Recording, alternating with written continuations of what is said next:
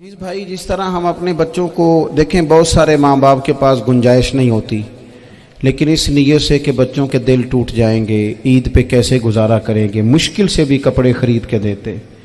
इस तरह हम अपने बच्चों को भूख से, प्यास से, मायूसी से बचाते हैं।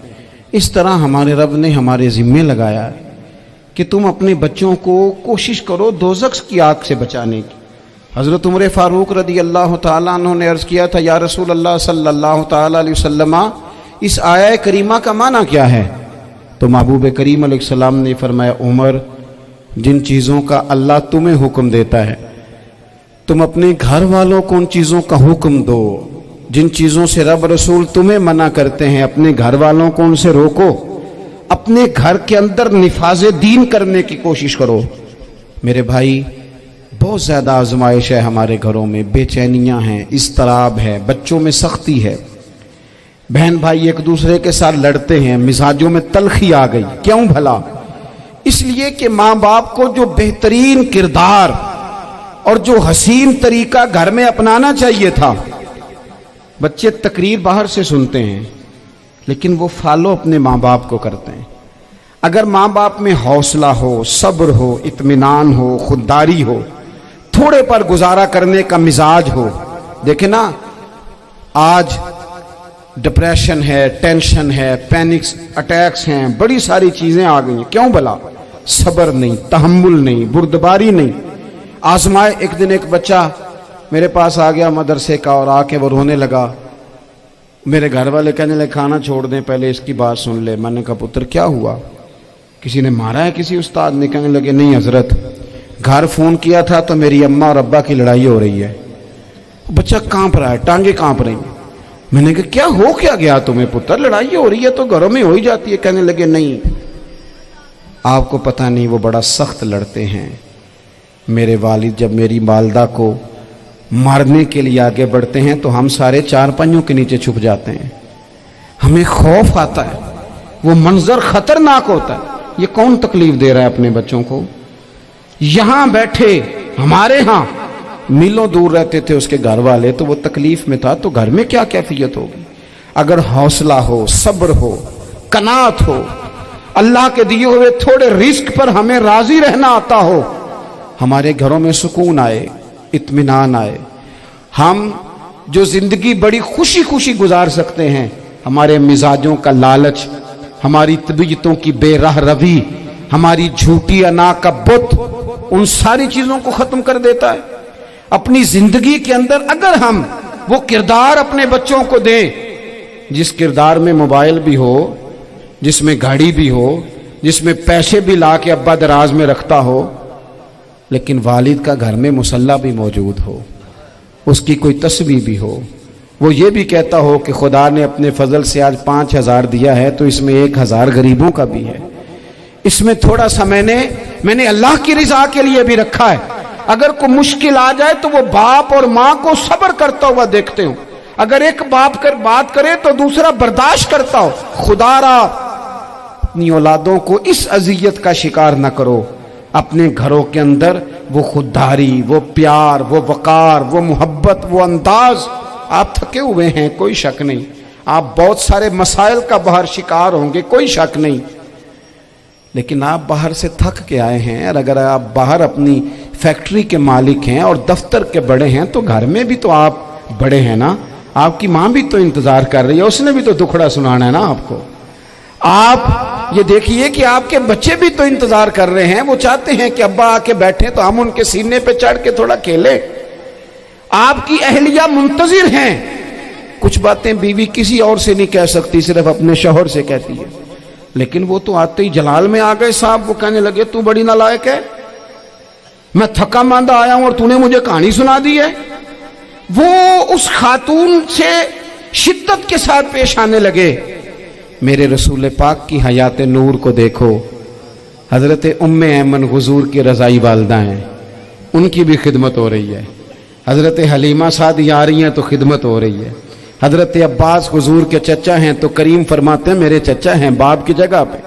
हुजूर दोस्त अहबाब सहाबा गुलामों सब के साथ प्यार कर रहे हैं। 9 अज़वाज मुतहरात हैं घर के अंदर, और कैफियत ये है کہ حضور صرف ان کی ضرورتوں کا ہی خیال نہیں کرتے، خواہشات کا ہی خیال نہیں کرتے، بلکہ میرے کریم کا طریقہ یہ ہے کہ کوئی بندہ آج بول کیا رہا ہے، وہ کہاں کھڑا ہے آج، اس کے جملے کس طرح کے ہیں، اس کا لہجہ کس طرح کا ہو گیا ہے اور اسے ٹھیک کیسے کرنا ہے، محبوب اس کا خیال فرماتے، توجہ کرتے۔ میں کہتا ہوں کہ ہم سب کو شوق آیا ہے آرام کرنے کا۔ میں صبح 11 بجے سے پہلے اپنے گھر سے نکل آیا تھا اور یہ وقت آ گیا ہے اور رات کو خدا جانے کس وقت گھر پہنچنا ہے۔ کئی دفعہ کیفیت یہ ہوتی ہے کہ گاڑی سے اترتے ہیں تو پھر دل کرتا ہے کہ کوئی اٹھا کے چلائے نہ کبھی، اس کے باوجود بہت سارے لوگ ناراض رہتے ہیں کہ ہم سے مل کے نہیں گئے، فوٹو نہیں کھنچوا کے گئے، فلانی جگہ چائے نہیں پی کے گئے۔ یہ تسلسل ہے، لیکن میں جتنا مرضی تھکا ماندہ گھر جاؤں گا نا، کبھی ایسا نہیں ہوا کہ میں گھر جاؤں تو بڑی ٹینشن میں جاؤں۔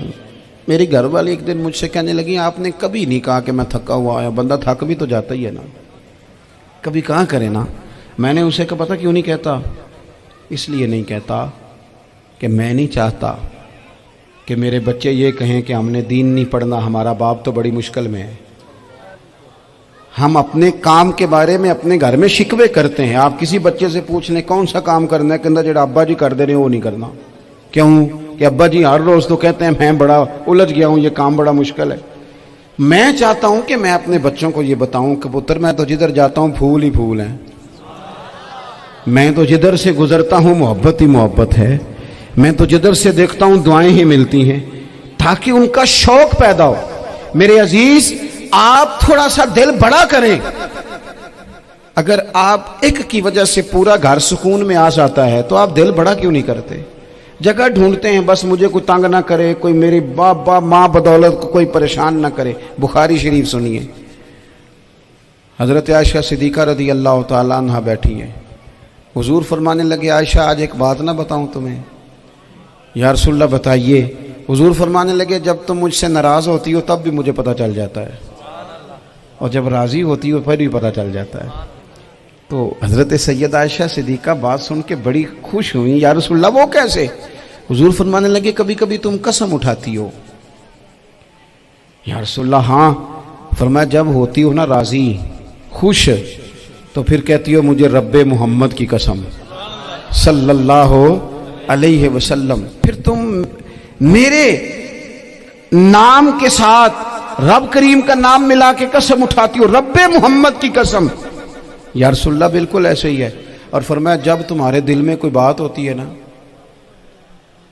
تو پھر تم کہتی ہو مجھے رب ابراہیم علیہ السلام کی قسم، پھر تم رب محمد نہیں کہتی۔ یہ بخاری مسلم میں موجود ہے۔ حضرت عائشہ صدیقہ نے تو بات سنی تو کھل گئی طبیعت، کہنے لگی کریم صدقے جاؤں یہاں تک خیال فرماتے ہو، کس کے جملے کہاں پہنچ گئے یہاں تک خیال ہے۔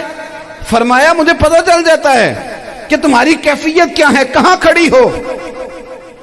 اور بھئی ہم تو اپنی ماں کا بھی خیال نہیں رکھتے، ہمارا باپ کہاں بیچارہ کھڑا ہے، وہ تو انتظار میں تھا کہ کوئی 10 منٹ میرے پاس بیٹھے گا، توجہ ہی نہیں، جذبات کا خیال ہی نہیں۔ حضرت عائشہ صدیقہ بات سن کے عرض کرنے لگے یا رسول اللہ مجھے رب محمد کی قسم ہو، میں صرف نام چھوڑتی ہوں، میرے دل میں ہر وقت مدینے والے محبوب ہی رہتے ہیں، نام ہی چھوڑتی ہوں صرف۔ او میرے دوست تھوڑا سا جا۔ اور دوسرا عرض کروں گا، دولت اگر بہت عالی چیز ہوتی نا، بہت قیمتی، تو سب سے زیادہ سیدہ عائشہ کے گھر میں ہوتی۔ اگر پیسوں سے ہی سوکھ آتا تو پیسے سب سے زیادہ حضرت فاطمہ الزہرا کے کاشانہ نور میں ہوتے۔ او میرے بھائیوں، سونا وقت محبتوں سے گزارا جا سکتا ہے۔ او بھائی، میں نے تو اپنے گھر میں یہ دیکھا کہ میرے والد صاحب گرمی آتی تو فرماتے او لو بھائی تانوں پرواہ نہیں، میں تواڈے پڑھولے چ دانے پا دیتے نے تے تواڈی ماں نے مرتبان تے چار پا دیتا ہے، لو اب تمہیں کہیں جانے کی ضرورت نہیں پڑے گی۔ اس پہ بھی وقت بڑا اچھا گزرتا تھا، اس پہ بھی ٹائم بڑا اچھا۔ 6 کھانے کھا کے بچے نخرے کر رہے ہیں۔ میں نے اپنے والد صاحب سے ایک دن کہا، میں کہ ابا جی تانوں پسند کی ہے؟ فرمان لگے پتر جے تو لگی ہوئے بھوک پھر تے ہر شے، اور اگر بھوک نہ ہو تو پھر نخرے ہی نخرے ہیں، پھر کیا پسند ہونا ہے؟ طبیعت نہیں۔ اپنے گھروں میں अपने दोस्तों में इत्मीनान पैदा करें, इज़्तिराब से बाहर आएं। और एक बात और अर्ज़ करनी है, याद रखना, तकरीर बाहर चलती है, घर में नहीं चलती। घर में अमल चलता है। घर जाके आप लेक्चर देना, नमाज पढ़ा करो, नमाज पढ़ा करो, नमाज पढ़ा करो, नमाज पढ़ा करो, तो कोई नहीं पढ़ते घर वाले। आप घर में नमाज खुद शुरू कर दें। नबी पाक सल्लल्लाहु अलैहि वसल्लम ने फरमाया, घरों को कब्रिस्तान ना बनाओ, कुछ नफली नमाजें घर में भी पढ़ा करो। अल्लाह के प्यारे रसूल सल्लल्लाहु अलैहि वसल्लम का घर मस्जिद नबवी के बिल्कुल साथ है, दरवाजा हुजूर के घर का मस्जिद में खुलता था। लेकिन नबी करीम सल्लल्लाहु अलैहि वसल्लम क्या करते थे? हजरत आयशा सिद्दीका फरमाती हैं, तहज्जुद की नमाज घर में पढ़ा करते। घर में हुजूर तहज्जुद की नमाज पढ़ते, अगरचे घर में दुश्वारी थी। कुछ इबादात, कुछ नमाजें घर के अंदर भी इंसान पढ़े, तवज्जो करे। वैसे तो हम एक अजान सुन चुके हैं, लेकिन ये कुछ ज्यादा ही करीब है, इसे भी सुन ही लिया जाए। अच्छा जी, सुन लें जी, अजान सुन लें। वैसे एक ही अजान सुनना ज़रूरी होता है जब ज़्यादा हो रही हूँ। मैं भी बस बात समेटने ही लगा था, अजान को मुकम्मल हो लेने दी। एक आखिरी गुजारिश आप हजरात से करनी है। इतना बड़ा मजमा है, इतने सारे लोग तशरीफ़ लाए हैं। एक गुजारिश आप हजरात की खिदमत में रख के बस मैंने बात को समेटना है। दो बातें मैंने आपकी खिदमत में अर्ज़ की हैं। एक तो दीनी इल्म का ज़ौक़ पैदा करें, और दूसरा अपने घरों में थोड़ा ठहराव लाएं। थोड़ा सा अपने, ये बच्चों के दस्तार फजीलत का इज्तिमा था, इसलिए मैंने ये बात अर्ज़ की। अपने घरों में थोड़ा हौसला, कनात लाएं। हज़रत आयशा सिद्दीक़ा रज़ी अल्लाह तआला अन्हा फरमाती हैं, ऐसा नहीं था कि हमारे घर के अंदर माल नहीं आता था, अल्लाह के फजल से बड़ा कुछ आता था, लेकिन फरमाती हम इसार कर दिया करते थे। हुजूर का मिजाज इसार कर देने का है। याद रखना, शम्मा से अगर कई शम्में जल जाएं तो इसकी रोशनी में कभी कमी नहीं आती। हजारों दिए भी जल जाएं तो ये दिए मांद नहीं पड़ते। महंगाई बड़ी जोर की हो गई, गरीब आदमी की आजमाइश बढ़ गई। हमेशा महंगाई से गरीब लोग मुतासिर होते हैं। अमीरों की तो चीज़ें महंगी हो जाती हैं, वो तो सिंगल उन्होंने जमा की होती हैं, महंगी होती हैं तो डबल में बेचते हैं। गरीब पिसता है। लेकिन दुख की बात यह है कि हम एक दूसरे का साथ नहीं देते। मकरूज ज़हनी अजियत का शिकार है।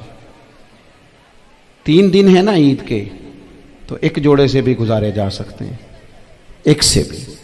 अक्सर लोग तो वैसे ही ईद की नमाज पढ़ के सो जाते हैं, और जो बेदार भी हैं वो भी कपड़े बदल करके जानवर के ज़िबा में मशगूल हैं। हमने इस ईद पे कोशिश करनी है कि हमारी गली में, हमारे मोहल्ले में, हमारे दाएं बाएं थोड़ा सफ़र करें, बच्चों को देखें, सरकारी स्कूल से निकलते बच्चों को देखें, मसाजिद मदारस से निकलते बच्चों को देखें। हम ना एक एक दो दो का साथ दें। ये जितनी सियासी जमातें काम कर रही हैं, जिनकी हुकूमत थी, जिनकी है, पता नहीं कल किसकी आएगी। मैं तो ज़ाती तौर पर इनसे पूरा मायूस हूँ।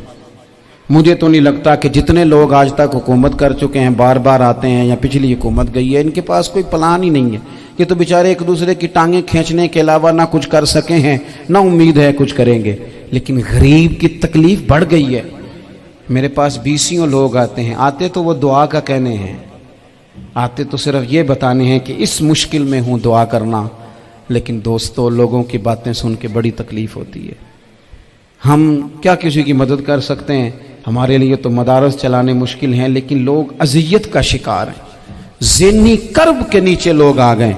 इतनी बड़ी अजियतें खड़ी कर दी गई हैं। थोड़ा थोड़ा देखो, 2 का खाना 3 भी तो खा ही सकते हैं ना, 3 का खाना 4 भी तो खा ही सकते हैं ना। मेरे महबूब ने हमें ये नहीं कहा था ज़्यादा गोश्त पकाना, बल्कि रसूल पाक ने तो रंग ही बड़ा सादा दिया है। करीम ने फरमाया, आयशा शोरबा ज़रा ज़्यादा कर लो, पड़ोसियों को भी सालन दे देंगे। थोड़ा शोरबा ज़्यादा कर लो, इसी को बढ़ा लो, थोड़ा शोरबा बढ़ा लें, थोड़ा थोड़ा एक दूसरे की मदद करें, दस्ते शफकत रखें। गलियों में सुनसान लोग, अब तो लोग एक दूसरे से दुख भी नहीं कहते, वो कहते हैं देना किसी ने है कुछ नहीं, और तमाशा अलग से बन जाएगा। दोस्तों, हमने खुद एक दूसरे का हाथ बटाना है। जो लोग साहिब सरवत हैं, देखो एक ही बाप की औलाद होती है, एक को अल्लाह बड़ा नवाज देता है, 2-3 कमज़ोर रह जाते हैं। उसको चाहिए वो दूसरों पे दस्ते शफकत रखे। ایک گلی میں سارے لوگ ایک ہی قبیلے کے، ایک ہی علاقے کے، ایک آگے نکل گیا ہے، اسے چاہیے وہ دوسروں کا خیال کرے۔ عزیز بھائیوں، ہم نے اس کمر توڑ مہنگائی کے دور میں نے جمعے میں امیر لوگوں سے کہا تھا کہ قربانیاں کرنی تو ہے ہی، تو تم تو سارا سال گوشت کھاتے ہو۔ کیا آپ کو بتاؤں کہ ہم اس وطن میں رہتے ہیں جہاں فریج اور فریزر بڑی عید سے پہلے زیادہ بکتے ہیں۔ فریج نہیں لے آؤ، بڑی لے آؤ، چونکہ گوشت سیو کرنا ہے، سارا سال بھی تو ملتا ہے نا امیروں۔ میں نے تو کہا تھا اس گاؤں میں لے جاؤ جہاں قربانی کوئی نہیں کر رہا، ذبح ہی وہاں جا کے کر لو، تھوڑی سی گنجائش بنائیں اپنے دلوں میں۔ یہ ضروری نہیں کہ سامنے والا آپ کا شکریہ بھی ادا کرے۔ حضرت عائشہ صدیقہ رضی اللہ تعالی عنہا، اماں جی ایک کنیز رکھی ہوئی تھی، حضرت عثمان غنی نے دی تھی کہ آپ کی خدمت کریں گی، تو وہ کنیز کہتی ہے کہ اماں جی تو میری بھی روٹیاں پکا دیتی تھی، وہ تو میرے لیے بھی کھانے کا اہتمام کر دیتی تھی، لیکن کوئی دروازے پہ اگر مانگنے آتا تو حضرت عائشہ صدیقہ مجھے کہتی اسے خیرات دے آؤ، تو میں کہتی اماں جی یہ کام تو لوگ دوڑ کے کرتے ہیں اور آپ یہ مجھے کہہ رہی ہیں میں کر دوں؟ تو حضرت عائشہ فرماتی جب کوئی بندہ کسی کو دیتا ہے تو وہ شکریہ ادا کرتا ہے، میں چاہتی ہوں وہ شکریہ بھی تیرا ہی ادا کر جائے، میں نے جو اجر لینا ہے وہ رب کی بارگاہ سے لینا ہے۔ تو میرے بھائی اپنی زندگی میں تھوڑا سا تو دل بڑا کریں، تھوڑی تھوڑی گنجائش پیدا کریں، اور یہ ضروری نہیں کہ اس بندے کا آپ سے بڑا اچھا سلوک ہی ہو، نہ بھی ہو اس غریب کا سلوک اچھا، تو بعض اوقات بندہ غریبی میں تلخ بھی تو ہو ہی جاتا ہے نا۔